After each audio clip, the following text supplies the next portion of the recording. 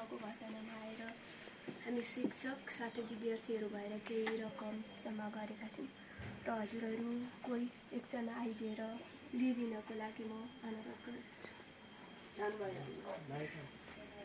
जान भाइ आउनु न।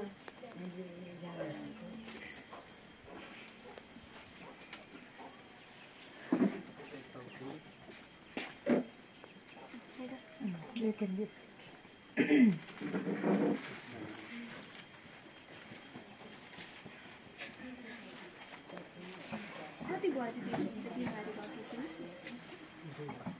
2 बजीदेखि